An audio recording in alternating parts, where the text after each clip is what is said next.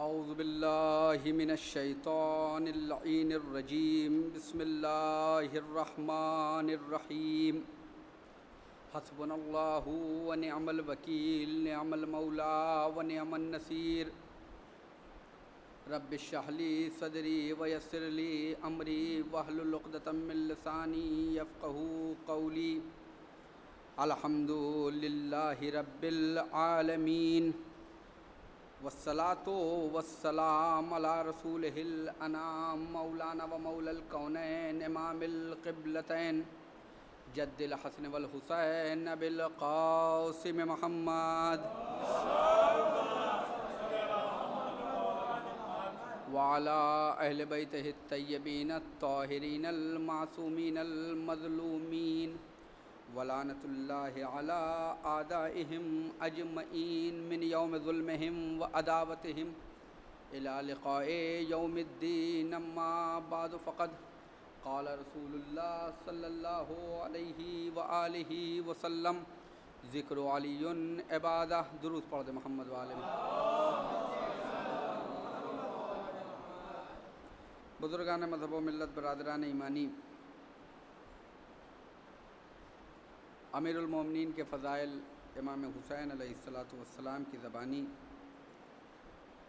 اس عنوان سے آقا سید الشہداء امام حسین علیہ السلام کے میدان منی میں جو خطبہ آپ کا سن 58 ہجری میں حاجیوں کے مجمع میں دیا ہے، اور اس خطبے میں حکومت کے مظالم کے بعد آپ نے امیر المومنین علیہ السلام کے فضائل کی گنوایا ہے اور وہاں حاضرین سے اس کی تصدیق کروائی ہے۔ میں نے آپ کے سامنے ان میں سے چند کو بیان کیا ہے، جس میں کل حدیث رایت یعنی خیبر میں علم اس کا ذکر کیا تھا۔ علم اسلام میں اور ہر جگہ کا ایک نشان ہوتا ہے، پرچم ہوتا ہے، جو اس لشکر کا نشان ہوتا ہے۔ لیکن علم جو اسلام کا علم ہے، یہ کس کو دیا جائے، یہ انسان کیسا ہو، اس انسان کے لیے کیا شرائط ہونے چاہیے اور کیا شرائط نہیں ہونے چاہیے، اس کے اوپر پیغمبر نے ہمیشہ خاص نظر رکھی اور اس کو سنجیدگی سے لیا۔ علم ہمیشہ جنگوں میں مختلف لوگوں کو علم دیا ہے، ان جنگوں میں جس میں بھی آپ نے علم دیا ہے، اس میں ارشاد فرمایا کہ میں اس کو علم دے رہا ہوں جو بہادر ہوگا، جو دین کا پاسبان ہوگا، جو احکام شریعت پر خود بھی عمل کرتا ہوگا اور دین کے تحفظ کا جذبہ بھی ہوگا۔ اور علم کی اہمیت اس سے بھی محسوس ہوتی ہے کہ جب جنگ صفین میں، جنگ جمل میں امیر المومنین نے اپنے فرزند جناب محمد حنفیہ کو علم دیا ہے، میمنہ کے سردار امام حسن ہیں، میسرہ کے سردار امام حسین ہیں، اور علم جناب محمد حنفیہ کو دیا ہے، تو جناب محمد حنفیہ سے فرمایا،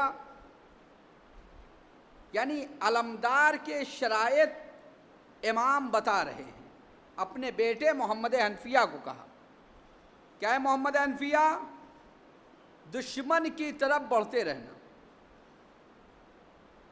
پیچھے نہ ہٹنا، دشمن کی طرف بڑھتے رہنا، اور اپنے کاسے سر کو اللہ کے سپرد کر دینا،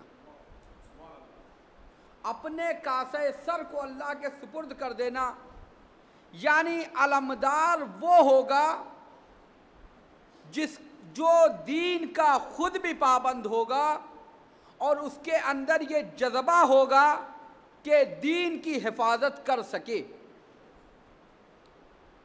اور کبھی ایسے لوگوں کو علم نہیں دیا کہ جو دین کی پابندی نہ کر سکتے ہوں،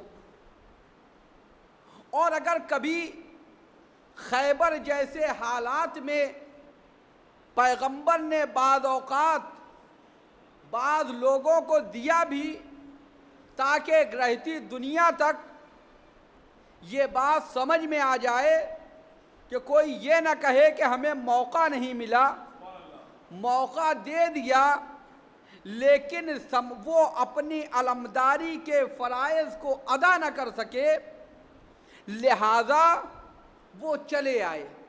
تو آخر میں خیبر کے دن سفید رنگ کا علم جناب امیر کائنات کو دیا۔ یہ امیر کائنات کو علم دیا ہے۔ اور عزیزان گرامی، خیبر میں رسول اللہ نے موقع دے کے بتایا کہ کون علمداری کے لائق ہے اور کون علمداری کے لائق نہیں ہے۔ جہاں پر علمداری کی لیاقت ثابت ہوتی ہے وہیں دینداری بھی ثابت ہوتی ہے، دین کے تحفظ کا حوصلہ بھی ثابت ہوتا ہے، وہیں دین کی پاسبانی کا جذبہ بھی ثابت ہوتا ہے، کیونکہ یہ کوئی مجاوروں والا علم نہیں ہے، یہ مجاہدوں والا علم ہے کہ یہاں کوئی بھی اٹھا لے، یہ نہیں ہے۔ جیسا کہ ابھی سننے میں آ رہا ہے، اور ایک طرف مغربی یو پی میں کوئی صاحب علم بھی اٹھاتے ہیں لیکن دوسرے مسائل بھی میڈیا کے اوپر ان کے غیر مہذب اور غیر دینی نشر کرتے ہیں جس کے اوپر معاملات چل رہے ہیں۔ تو لہذا علمدار کے لیے جو علم اٹھائے اس کے اندر خود بھی پاک و پاکیزہ رہے اور یہ پاکیزگی کا جذبہ بھی ہو کہ ہم اللہ کے لیے یہ کام کر رہے ہیں اور ہم نے اپنے کو اللہ کے سپرد کر دیا ہے۔ یہ ایک اہم مرحلہ ہے۔ اس کے بعد امام حسین علیہ السلام نے حدیث رایت کے بعد لوگوں سے کہا انشدکم اللہ، میں تم لوگوں کو واسطہ دیتا ہوں کہ رسول اللہ نے سورہ براءت کی ابتدائی 10 آیتوں کی تبلیغ کے لیے امیر المومنین کو بھیجا، اور جس کو پہلے بھیجا تھا اس کے پاس کہلوایا کہ وہ سورہ وہ آیتیں رسول امیر المومنین کو دیں، اور امیر المومنین نے وہاں جا کر لیا، اور سن 9 ہجری میں ایام حج میں امیر المومنین نے اس کی تبلیغ کی۔ کیا یہ صحیح ہے؟ سب نے کہا ہاں صحیح ہے۔ سورہ براءت کی تبلیغ امام حسین علیہ السلام ایک فضیلت امیر المومنین کو لوگوں کے سامنے ثابت کروا رہے ہیں، لوگوں سے تصدیق کروا رہے ہیں، اور اس کو صرف شیعوں نے نہیں بلکہ اہل سنت کے یہاں بھی یہ روایت لکھی ہوئی ہے۔ وہ روایت امام احمد بن حنبل نے اپنی مسند میں، نسائی نے، ابن کثیر نے، سبھی نے لکھا۔ ابن کثیر نے اپنی تفسیر میں اس روایت کو لکھا ہے کہ رسول اللہ نے سن 9 ہجری میں، کیونکہ 8 ہجری میں فتح مکہ ہوا، 9 ہجری میں جو اطراف میں کفار و مشرکین تھے، رسول اللہ نے کہا تھا کہ تم ہمارے اسلام کے لیے معاہدہ ہوا تھا کہ اسلام کے ساتھ خیانت نہ کرنا، لیکن انہوں نے خیانت کی۔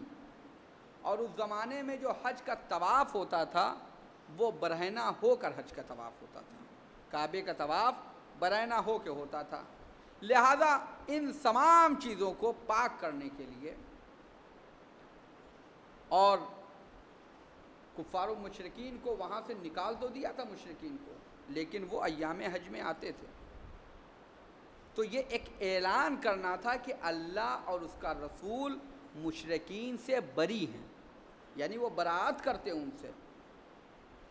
اور پھر یہ تھا کہ دیکھو 4 مہینے کے اندر تم لوگوں کو اسے خالی کر دینا ہے۔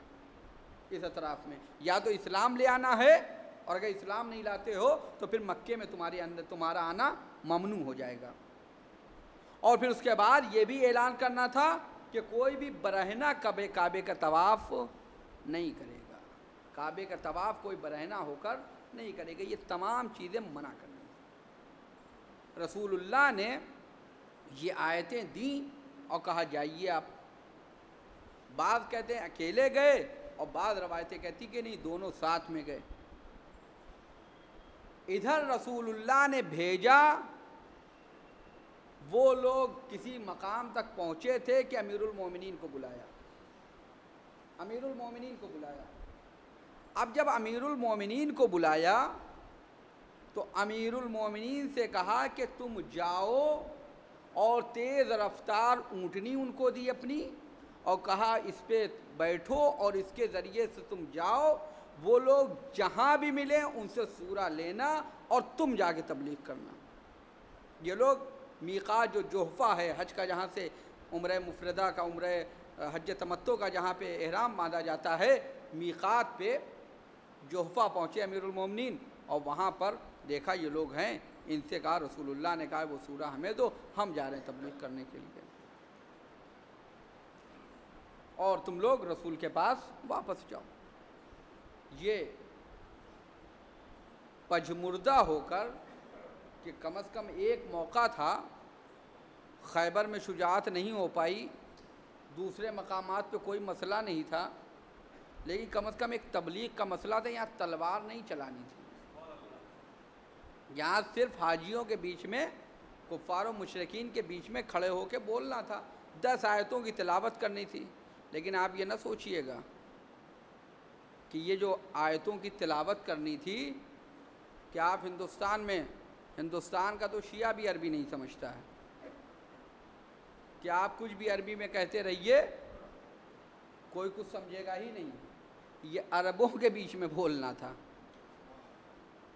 عربوں کے بیچ میں بولنا تھا، لہذا اس کے لیے بھی کلیجہ چاہیے تھا، اور شاید رسول اللہ نے آبرو کو محفوظ کر لیا کہ صرف یہ میدان جنگ کے فرار نہیں ہے بلکہ میدان تبلیغ کے بھی فرار ہو جاتے، لہذا آبرو نے رسول اللہ نے محفوظ کی، اور رسول اللہ نے فوراً علی کو بھیجا اور امیر المومنین کو بھیجا۔ امیر المومنین گئے اور وہاں پر تمام لوگوں کے سامنے مکے میں کھڑے ہو کر یہ 10 آیتوں کی تلاوت کی، اور یہ فرمایا کہ دیکھو 4 مہینے کے اندر تمہیں اس کو خالی کر دینا ہے مکے کو، اس کے بعد تمہاری کوئی انٹری نہیں ہے مکے کے اندر، اور اس کے بعد فرمایا کہ دیکھو برہنہ ہو کر اب خانہ کعبہ کا طواف نہیں ہوگا بلکہ لباس کے ساتھ طواف ہوگا۔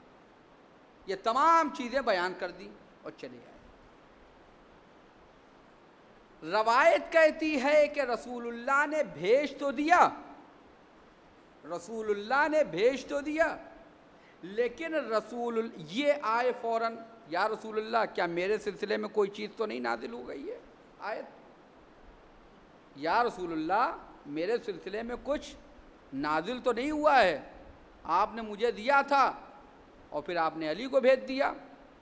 رسول اللہ نے کہا نازل کچھ نہیں ہوا، کوئی آیت نازل نہیں ہوئی ہے، جبریل آئے تھے اور جبریل نے کہا کہ حکم خدا یہ ہے، یا تو رسول آپ خود جائیے، یا رجل من کا، یا کوئی ایسا آدمی جائے جو آپ سے ہو، یعنی علی منی و انا من علی، حسین منی و انا من حسین، یعنی وہ جائے جو آپ سے ہو، یعنی رسول اللہ بتا رہے ہیں کہ تم صحابی ہو، تم ہم سے نہیں ہو، اگر ہم سے کوئی ہے تو وہ علی ہیں۔ ایک صلوات پڑھ دے محمد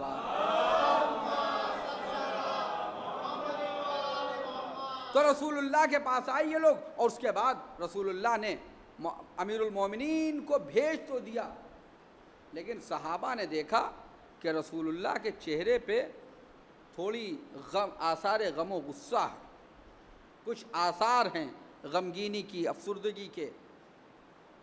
اب یہ خود پوچھ بھی نہیں سکتے تھے، لہذا جناب ابوذر سے کہا کہ آخر رسول اللہ کیوں غمزدہ دکھ رہے ہیں؟ خدا نہ خواستہ کوئی علی کی شہادت تو نہیں ہو گئی ہے جس کی وجہ سے یہ غمزدہ ہوں؟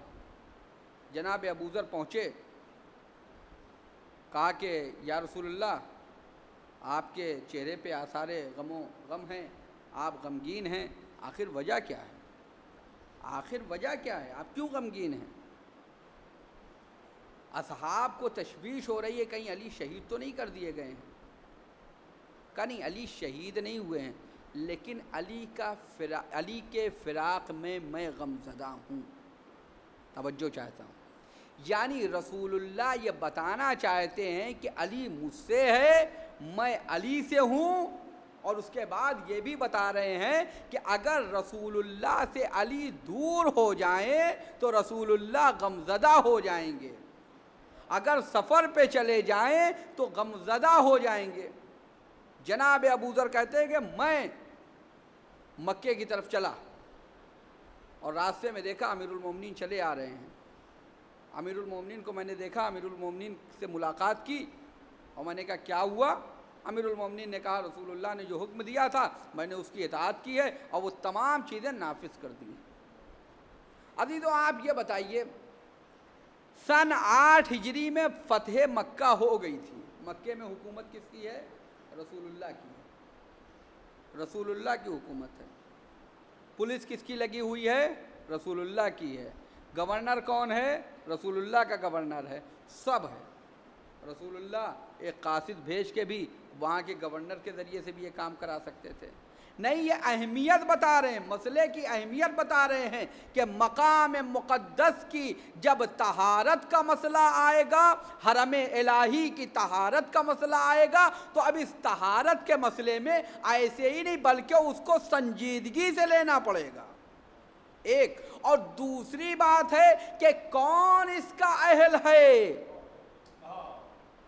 کون اس کا اہل ہے، کون جائے گا جو کعبے کو طہارت کر دلا سکتا ہے، حرم الہی کو طہارت دلا سکتا ہے؟ رسول اللہ بتانا چاہتے ہیں جس طرح سے فتح مکہ کے موقع پر بتوں سے کعبے کو پاک کیا ہے تو علی نے پاک کیا ہے، اسی طرح سے کعبے کو بت پرستوں سے جو پاک کرے گا وہ بھی علی ہوگا۔ ایک سلوات پڑھ دے محمد۔ رسول اللہ بتانا چاہتے ہیں کہ اگر جس طرح سے بتوں سے طہارت کی بات آئی تو علی کریں گے، اور بت پرستوں سے طہارت کی بات آئے گی تب بھی علی ہی پاک کریں گے، بت پرستوں سے بھی علی ہی طاہر کریں گے۔ اور پھر عزیزان گرامی یہاں سے آپ سوچئے کہ جب 10 آیتیں کی تبلیغ کی اہلیت نہ ہو تو پورے نظام کی اہلیت کیا معنی رکھتی ہے؟ لیکن عزیزان گرامی آپ ملاحظہ فرمائیے گا کہ یہ مسئلہ، پھر اس کے بعد امام حسین علیہ السلام نے دوسری فضیلت بیان کی اور اس کی تائید لی۔ کہا لوگوں یہ بتاؤ کہ جب بھی کوئی اہم موقع ہوتا تھا تو اس موقع پر، یعنی جب بھی جنگ کے شعلے بھڑکتے تھے تو رسول اللہ کس کو بھیجتے تھے میدان جنگ میں؟ علی کو بھیجتے تھے، اور ہمیشہ مولا کائنات کو کبھی ان کے نام سے نہیں پکارا ہے، ہمیشہ اخی کہہ کے پکارا ہے، یعنی میرا بھائی، ہمیشہ اخی کہا ہے۔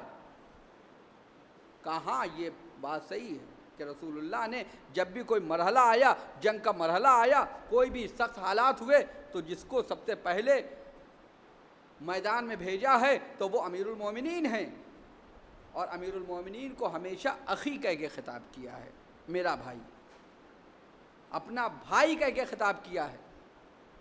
جب اس کی تائید کر دی، دیکھیے جنگ کا جب بھی موقع آیا، کوئی بھی اسلام پہ موقع آیا ہے، رسول اللہ کے زمانے میں، رسول اللہ کے بعد بھی، اور تاریخ صرف یہ نہیں ہے کہ صرف رسول اللہ کے بعد یا امیر المومنین تک، بلکہ تاریخ کہتی ہے کہ جب موقع آیا، چاہے وہ بنی امیہ کی، چاہے وہ ثقیفائیوں کی حکومت ہو، چاہے امویوں کی حکومت ہو، چاہے عباسیوں کی حکومت ہو، جب بھی اسلام پہ موقع آیا ہے تو یا تو علی آگے بڑھے ہیں یا اولاد علی آگے بڑھی ہے،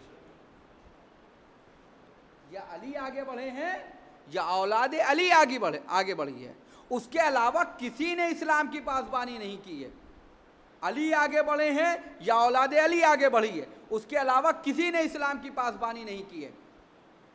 अज़ीज़ान गिरामी, इस बात को जनाब शहज़ादी कौनैन ने खुतबे फ़िदक में भी बयान किया है।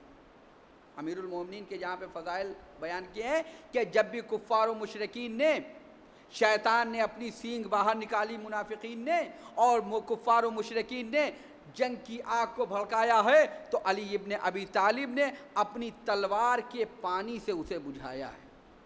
रसूलुल्लाह ने हमेशा कोई भी मरहला आया तो वही भेजा है, अली को भेजा है। बद्र का मार्का है तो अली हैं, उहद का मार्का है तो अली हैं, खैबर का मार्का है तो अली हैं, खंदक का मार्का है तो अली है, और उसके बाद आप हर महाज पर अली, हर महाज पर अली हैं। एक अंसारी ने कहा कि जब ये चूँकि अरबो अजम का तासुब भी था, जंगे बद्र जो इस्लाम की पहली जंग है, उधर से अतबा शैबा वलीद सामने आए जंग के लिए, और इधर से कौन लोग गए थे जो बाद में गए, जनाबे हमज़ा, उबैदा और अमीरुल मोमिनीन। जनाबे हमज़ा ने अतबा को वासिले जहन्नम किया,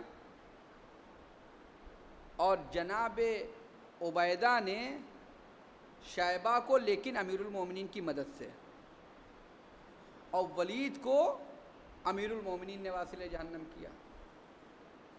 जब ये लोग जा रहे थे मैदान में, उन लोगों ने मुबारिस तलब किया, मुबारिस तलब किया है। एक अंसारी ने आके हमारे पांचवें इमाम से कहा कि मदीने के रहने वाला अंसारी है, उसने कहा कि आपको हमने पनाह दी है, और मक्के वालों को, और वो तासुब की बात की मुहाजिर व अंसार के बीच की।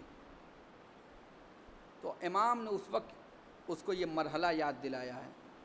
इमाम ने कहा कि ये बताओ कि जब अतबा शैबा वलीद उधर से आए और इधर से अंसारी मुसलमानों ने कहा कि या रसूलल्लाह, आप मेहमान हैं, आप लोग मुहाजिर हैं, हम लोग जाएंगे जंग के लिए। जब वो लोग जंग के लिए पहुँचे तो उधर से पूछा गया, तुम लोग कौन हो? रजस पढ़ा जाता था, तुम लोग कौन हो? कहा मदीने के रहने वाले अंसारी हैं, हम लोग अंसारी हैं। तो कहा हमें तुमसे जंग नहीं करनी है। कहा क्यों? कहा कि हम लोग कुरैशी हैं, क़रशी हैं, कबीले कुरैशी से जंग करेंगे, अपने मेयार के दुश्मन से जंग करेंगे, अपने मेयार के दुश्मन से जंग करेंगे। हमें जंग करनी है, लेकिन तुमसे जंग नहीं करनी है, क्योंकि तुम हमारे बराबर के नहीं हो। हम ख़ानदान अरब के सबसे बड़े कबीले और सबसे बाज़मत कबीले कुरैश से हैं, लिहाजा हमारा मुकाबिल भी कुरैशी होना चाहिए। तो उस वक्त जनाब हमज़ा, जनाब उबैदा और जनाब अमीरुल मोमिनीन गए हैं जंग के लिए, रसूलुल्लाह ने भेजा है। पाँचवें इमाम ने फरमाया था कि जो तुम हमारी तौहीन करना चाहते हो तो याद रखो, अगर कुरैश की तौहीन कर रहे हो तो कुरैश के कुफ़ार व मुशरिकीन भी तुम्हें अपने बराबर का नहीं समझते हैं। कुरैश के कुफ़ार व मुशरिकीन ने भी तुम्हें अपने बराबर का नहीं समझा है। तो अज़ीज़ान गिरामी, जितनी भी जंग है उसमें अमीरुल मोमिनीन को बुलाया है। खैबर उहद का मरहला आया, रसूलुल्लाह ने कहा कि तुम लोग यहाँ खड़े रहना, लेकिन जब माले गनीमत की बात आई लोग भागे। एक मरतबा फिर से कुफ़ार ने हमला किया है, तो अब रसूलुल्लाह के पास कोई नहीं है, चंद असहाब के साथ, और जो रसूलुल्लाह का दिफा कर रहे हैं वो सिर्फ अमीरुल मोमिनीन है। खंदक में अम्र बिन अब्दऊद कह रहा है कि कोई है जो हल मिन मुबारिस की सदा लगा रहा है, कोई है जो मेरे मुकाबले में आए। रसूलुल्लाह कह रहे हैं कि कौन है जो इस कल्ब के मुकाबले में जाएगा? कोई आगे नहीं बढ़ रहा है। उस वक्त अमीरुल मोमिनीन आगे बढ़े हैं, रसूलुल्लाह ने अमीरुल मोमिनीन को भेजा है। खैबर में सब वापस चले आए, आखिर में अमीरुल मोमिनीन को भेजा है। हुनैन में अमीरुल मोमिनीन ने फतह किया है। हर जंग में, जंगे तबूक के अलावा हर जंग में अमीरुल मोमिनीन ने शिरकत की है, और हर जंग में फतह का सेहरा अमीरुल मोमिनीन के सर पे बनता है। اور عزیزان گرامی صرف جنگ کی بات نہیں ہے بلکہ صلح کے مرحلے میں بھی آئیے. صلح کے مرحلے میں بھی کوئی آگے نہ بڑھا. جو لوگ جنگ سے بھاگتے تھے وہ صلح میں شک کرتے ہوئے نظر آئے. صلح نامہ لکھنا ہوا تب بھی علی آگے آئے. صلح نامہ لکھنا ہوا تب بھی علی آگے آئے. اور اس کے بعد آپ دیکھیے کہ جب بھی کسی کوئی اہم کام ہوا تبلیغ سورہ برات تو علی کام آئے. ہر محاذ پر علی کام آئے ہیں. ہر محاذ پر علی کام آئے ہیں. رسول اللہ نے ہمیشہ کہا یہ میرا بھائی ہے، اخی، یہ میرا بھائی ہے. رسول اللہ نے ہمیشہ اخی کے نام سے یاد کیا ہے. اور یہ اخوت پیغمبر ہے، پیغمبر کی اخوت ہے. پیغمبر نے کہا یہ تمام چیزیں جو میں نے آپ کے سامنے اب تک امیر المومنین کے امام حسین علیہ السلام کے زبانی جو امیر المومنین کے فضائل بیان کیے کہ اس سے کیا ثابت ہوتا ہے کہ امیر المومنین رسول اللہ سے ہیں، امیر المومنین جان پیغمبر ہیں، امیر المومنین نفس پیغمبر ہیں.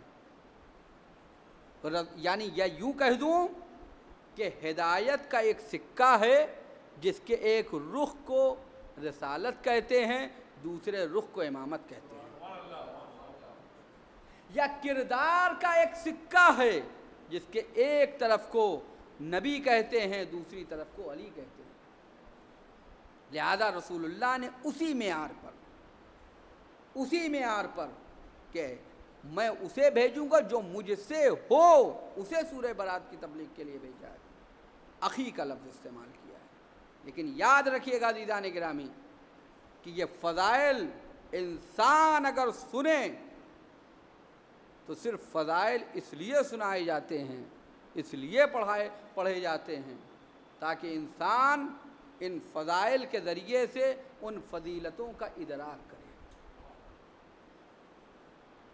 ان فضائل کے ذریعے سے ان فضیلتوں کا ادراک کرے. سوچے کہ آخر امیر المومنین کو اتنی اہمیت کیوں دی گئی. اس کا نمونہ ہونا چاہیے اور اس کا نمونہ امیر المومنین نے پیش کیا ہے. اور وہ نمونہ کیا ہے؟ اپنے ایک بیٹے کے ذریعے سے پیش کیا ہے.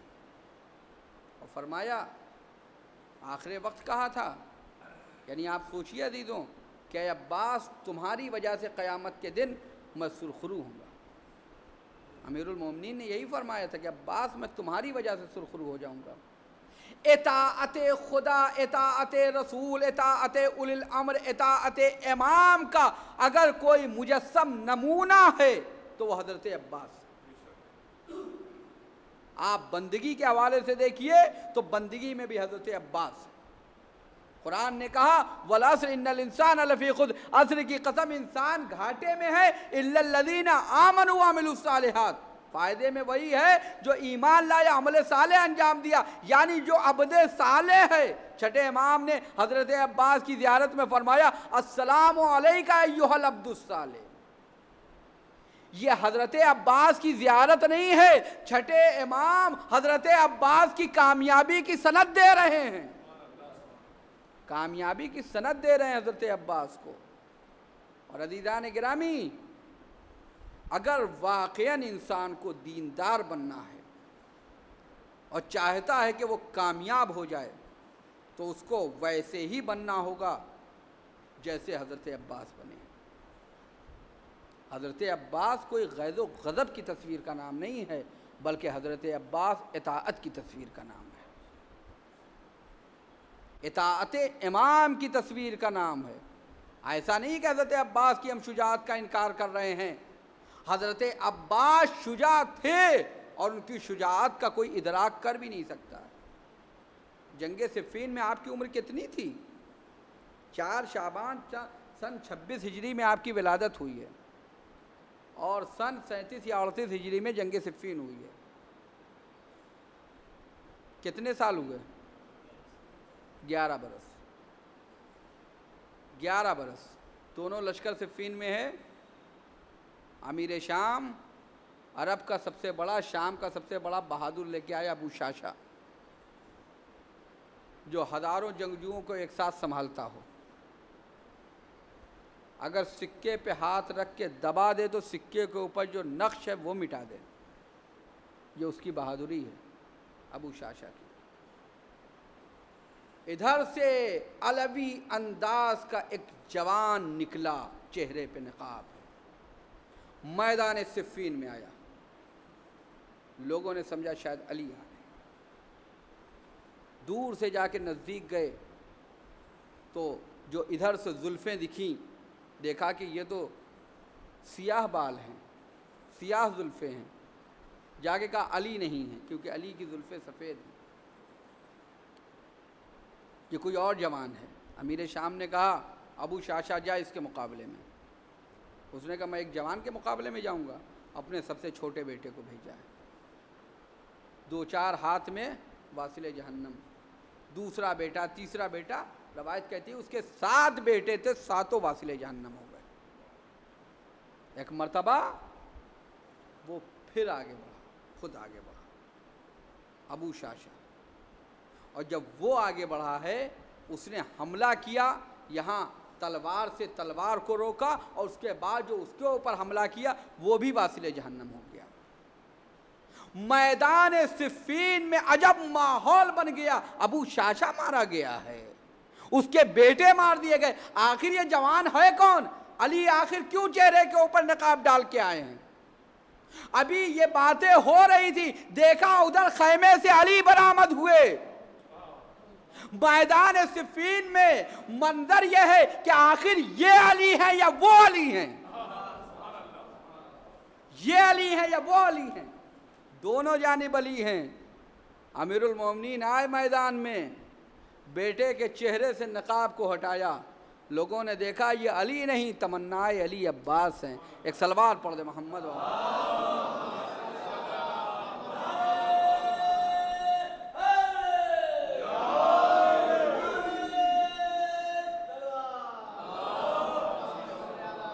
یہ علی نہیں عباس ہیں، یہ ہے شجاعت.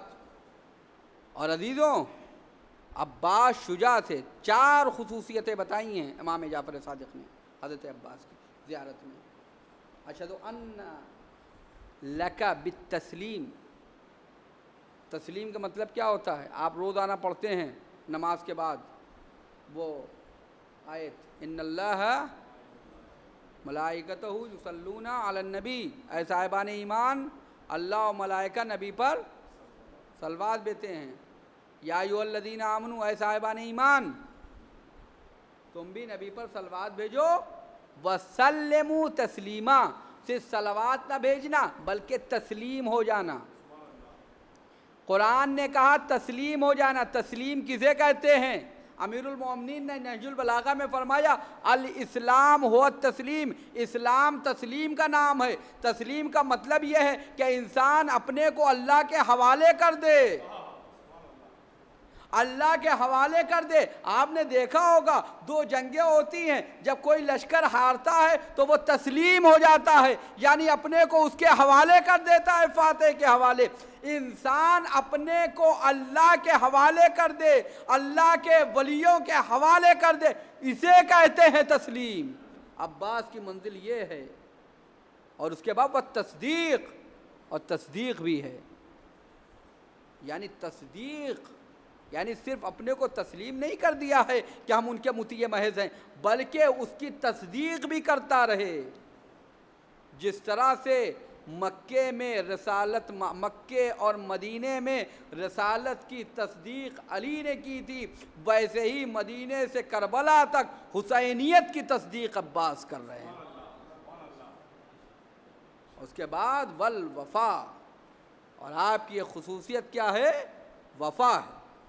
وفا کا مطلب کیا ہے؟ جو بھی وعدہ کیا اس کو وفا کریں گے. دیکھیں وعدے بہت سے ہیں. قرآن نے بھی کہا اوفوا بالعقود. جو وعدہ کیا ہے اس کو وفا کرو. ایک وعدہ ہے جس کا اللہ نے بہت سے وعدے ہیں، اس میں سے ایک اہم وعدہ سورہ یاسین میں. وہ کیا وعدہ ہے؟ الم عہد. کیا تم سے عہد نہیں لیا گیا؟ تم سے وعدہ نہیں کیا گیا ہے کہ تمہیں وفا کرنا ہوگا اس وعدے کو؟ کیا وعدہ ہے؟ الم عہد الیکم یا بنی آدم. اے فرزندان آدم، تم سے کیا اس بات کا عہد نہیں لیا گیا اللہ تعبد الشیطان، شیطان کی عبادت نہ کرنا؟ کیوں؟ انہ لکم عدو مبین، وہ تمہارا کھلا ہوا دشمن ہے۔ وَأَنِ اعْبُدُونِی، تم میری عبادت کرنا۔ ھذا صراط مستقیم، یہ سیدھا راستہ ہے۔ ھذا صراط مستقیم، یہ سیدھا راستہ ہے۔ پتہ یہ چلا کہ وعدہ جو اللہ سے بندوں نے کیا ہے اس وعدے کو وفا کرنا ہے تو اللہ کو ماننا ہوگا، اس کا بندہ بننا پڑے گا اور شیطان سے دوری کرنی پڑے گی۔ اب آپ سمجھے ہمیں جناب عباس نے جو امان نامے کو ٹھکرایا ہے، امان نامے کو جو ٹھکرایا ہے، بتا رہے کہ یہ وہی وعدہ ہے کہ ہم شیطان کی پرستش نہیں کریں گے بلکہ ہم اللہ کی پرستش کریں گے۔ ایک صلوات پڑھ دے محمد وال والنصیحہ لخلف نبی، اور رسول اللہ کے جانشین کے خیر خواہ، رسول اللہ کے جانشین کے خیر خواہ بننے والے ہیں۔ تو عزیزان گرامی، یہ حضرت عباس ہیں جو ہر لحاظ سے مطیع محض ہیں امام کے۔ ہم اس وہ عباس ہے ہی نہیں کہ جو مزاج حسینیت کو نہ پہچانے، وہ عباس ہی نہیں جو مزاج حسینیت کو نہ پہچانے، وہ عباس نہیں ہے جو مزاج حسینیت کو نہ پہچانے۔ ہم بعض اوقات اپنی کم معرفتی کے کہ جناب عباس غیظ میں آ گئے، امام کیسے روکیں؟ عباس کا غیظ و غضب، عباس کی خواہشات تو مزاج حسینیت میں ڈھلی ہوئی ہے۔ عباس کی خواہشات تو مزاج حسینیت میں ڈھلی ہوئی ہے۔ یہاں امام کو کہنا نہیں پڑے گا کہ رک جاؤ، چہرہ دیکھ کے، مزاج دیکھ کے رک جائیں گے۔ جہاں امام کہیں گے آگے بڑھو، عباس وہاں آگے بڑھ جائیں گے۔ عباس نے اپنے کو حسینیت کے اقیانوس میں ایسا غوطہ زن کیا ہے، ایسے نہیں باب الحسین کہا گیا، حسین کا دروازہ۔ جس طرح باب کو باب مدینۃ العلم کہا گیا، ویسے ان کو باب الحسین کہا گیا ہے۔ یہ حسین کے دروازہ ہیں، حسین کا باب ہے۔ ہاں عزیزوں، یہ وفاداری ہے۔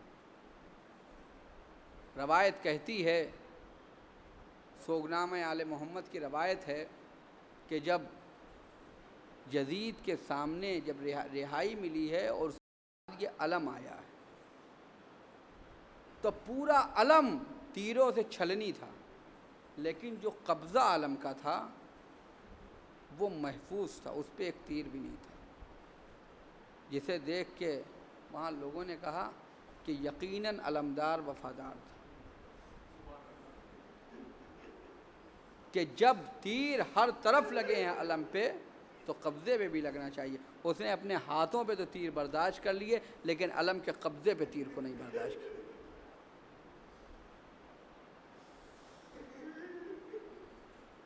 اس نے اپنے ہاتھوں پہ تو تیر کو برداشت کر لیا لیکن روز محشر جب برپا ہوگا، آواز قدرت آئے گی، اے اہل محشر اپنی آنکھوں کو بند کر لو، اپنی گردنوں کو جھکا لو، کیونکہ نبی کی بیٹی فاطمہ بنت محمد آ رہی ہیں۔ اہل محشر اپنی گردنوں کو جھکا لیں گے، اپنی آنکھیں بند کر لیں گی، شہزادی داخل ہوں گی، رکن عرش کو تھام کے کہیں گی پروردگار میں انصاف چاہتی ہوں۔ اور پھر وہ تفصیلی روایت ہے، اور اس کے بعد شفاعت کی منزل آئے گی۔ رسول اللہ کہیں گے اے بیٹی فاطمہ، امت کے شفاعت کے لیے کچھ لائی ہو؟ اس وقت امت کی شفاعت کے لیے کچھ لائی ہو؟ شہزادی اپنی ابا سے دو ہاتھ باہر نکالیں گی، اے بابا امت کی شفاعت کے لیے میں اپنے لال عباس کے دو بازو لائی ہوں۔ جزاکم ربکم خیر الجزا۔ ایک وفادار کا ماتم ہے، ایک وفادار کا ماتم ہے جس نے اپنی شجاعت کے باوجود اطاعت امام میں تمام صبر کا مظاہرہ کیا ہے، گھٹ گھٹ کے زندگی بسر کی ہے۔ وہ اطاعت امام کی منزل کے اوپر ہیں۔ کیسی اطاعت ہے، کیسی منزل ہے کہ روایت میں ہے کہ کربلا معلیٰ میں ایک بار سید مہدی بحر العلوم نے، جو وہاں کے متولی تھے مولا عباس کے حرم کے، انہوں نے ایک معمار کو بلایا اور اس سے کہا کہ نیچے سرداب میں جہاں پر مولا عباس کی قبر ہے وہاں پہ تھوڑا تعمیراتی کام ہونا ہے، جاؤ اسے تعمیر کر دو۔ وہ گیا اندر، وہ نیچے اترا، ابھی یہ باہر ہی کھڑے تھے علامہ مہدی بحر العلوم کے، ایک مرتبہ وہ روتا پیٹتا سر و سینہ پیٹتا ہوا باہر آیا۔ علامہ مہدی بحر العلوم کہتے ہیں بھائی تمہیں کیا ہو گیا، تم سے تعمیرات کے لیے کہا تھا، تم روتے ہوئے کیوں آ رہے ہو؟ کہا آغا صرف اتنا بتائیے، میں نے بچپن سے یہی سنا ہے کہ مولا عباس کا قد اتنا اونچا تھا، جب گھوڑے پہ بیٹھتے تھے تو پیر زمین پہ خط دیتے تھے، لیکن اے مولا، لیکن میں جب نیچے گیا ہوں تو میں نے دیکھا کہ جیسے کسی بچے کی قبر ہو۔ عزیزوں، ہم نے نہ مولا عباس کو دیکھا نہ قبر عباس کو دیکھا، لیکن صرف سن رہے تو برداشت نہیں کر پا رہے۔ اس معمار نے مولا عباس کے بارے میں سنا تھا، قبر عباس کو دیکھا تو برداشت نہ کر سکا۔ تو سوچئے عزیزوں، وہ عباس جو زینب کی آغوش میں پلے ہیں، جہنم کو جب بہن آئی ہوگی، قبر حسین سے اٹھ کے جب غازی کی قبر کی طرف چلی ہوگی، ہائے میرا شیر عباس، اور جب قبر عباس پہ پہنچی ہوگی، اور جب نہیں فرمایا ہو بیٹا سید سجاد کیا یہ میرے بھائی عباس کے اللہ جزاکم ربکم خیر الجزا، خدا ان آوازوں پہ رحمت نازل کرے۔ ہاں عزیزوں، عاشور کے دن امام حسین علیہ السلام بار بار منع کر رہے ہیں، عاشور کے دن امام حسین بار بار منع کر رہے ہیں۔ آئے ایک مرتبہ جب سب شہید ہو گئے، سب اصحاب شہید ہو گئے، دل کے ٹکڑے بھی جانے لگے، ایک مرتبہ آئے، آقا اب تو اجازت دے دیجئے، آقا اب تو اجازت دے دیجئے۔ فرمایا میرے بھائی تم تو ہمارے لشکر کے علمدار ہو۔ فَنَظَرَ يَمِينًا وَشَمَالًا، عباس نے دائیں اور بائیں دیکھا، کہتے مولا وہ لشکر کہاں ہے؟ اسی وقت خیمے سے آواز بلند ہوئی، العطش قد قتلنا، ہائے پیاس مجھے مارے ڈال رہی ہے۔ فرمایا بھیا عباس تمہیں جنگ کی اجازت نہیں دیتا، میرے بھائی جا کے پانی کا انتظام کر لو۔ عباس گئے ہیں علم و مشق کو لے کر، لیکن جانے سے پہلے عباس سے کہا علم کو جھکاؤ، عباس نے علم کو جھکایا، امام نے انگلیوں سے کچھ پھیرا، اس کے بعد اپنے دست مبارک سے کچھ لکھا۔ یہ منظر بہن پشت پردہ سے دیکھ رہی تھی۔ عباس کو رخصت کیا، فرمایا اے اماں فضہ بھیا حسین کو بلاؤ، اے بھیا کیا لکھا ہے؟ بہن نہ پوچھو، اے بھیا بتا دو کیا لکھا ہے؟ بہن پرچم پہ لکھا تھا نصر من اللہ وفتح قریب، اے بہن میرا عباس نہ آئے گا، میں نے لکھ دیا انا للہ وانا الیہ راجعون۔ الا لعنۃ اللہ القوم الظالمین، سیعلم الذین ظلموا ای منقلب